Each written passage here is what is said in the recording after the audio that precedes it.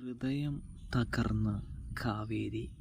അങ്ങനെ പ്രിയ പ്രേക്ഷകരെ, പ്രിയ കൂട്ടുകാരെ, നമ്മുടെ ഈ പുഴയും കടന്നിലണമെങ്കിൽ യമുന കാവേരിയുടെ ഇഷ്ടപ്പെട്ട നവീനെ എടുക്കാനായിട്ട് പോകുന്നൊരു കാഴ്ച, അതായത് നിവിനെ യമുന പ്രണയിക്കാനായിട്ട് തുടങ്ങുന്നൊരു കാഴ്ച കാണാനായിട്ട് കഴിയുന്നുണ്ട്.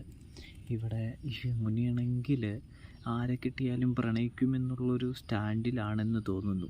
കാരണം കുറച്ച് ദിവസങ്ങൾക്ക് മുമ്പ് തന്നെയാണ് വിശാലിനെ സ്നേഹിച്ചിരുന്നു എന്നൊക്കെ പറഞ്ഞ് യമുന വലിയതായിട്ട് റോളൊക്കെ കാണിച്ചത്.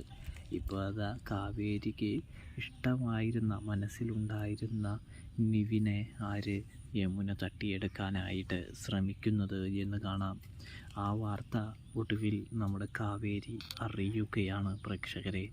കാവേരിയുടെ ഹൃദയം തകർന്നു പോവുകയാണ്. ഇതേ സമയം കാവേരി തകർന്ന ഹൃദയവുമായി യമുനയോട് പറയുന്നുണ്ട്, പണ്ട് മുതലേ നിങ്ങൾ ആവശ്യപ്പെട്ടതെല്ലാം ഞാൻ നിങ്ങൾക്ക് നൽകുമായിരുന്നില്ലേ? എനിക്ക് എന്തു വേണമെങ്കിലും അത് നിങ്ങൾ കഴിഞ്ഞിട്ടല്ലേ എനിക്ക് ലഭിക്കാറുള്ളൂ. നിങ്ങളുടെ ഇഷ്ടത്തിനല്ലേ പ്രാധാന്യം ഞാൻ നൽകിയിരുന്നത്. ഇതും അങ്ങനെ തന്നെയാണ്.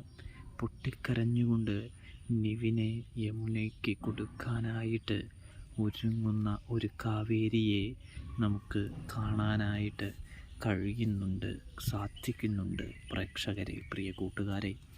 ഇതേ സമയം യമുനയാണെങ്കിൽ കാവേരി തൻ്റെ ശത്രുവായി മാറുമോ എന്നുള്ള ചിന്തയിലേക്ക് കടക്കുമ്പോൾ ആശ്വാസവാക്കുകളായി, ആശ്വാസവചനങ്ങളായി നമ്മുടെ ഗംഗ കാവേരിയുടെ മുന്നിലേക്ക് കടന്നു ചെല്ലുകയാണ് പ്രേക്ഷകരെ, പ്രിയ കൂട്ടുകാരെ. അപ്പോൾ സബ്സ്ക്രൈബ്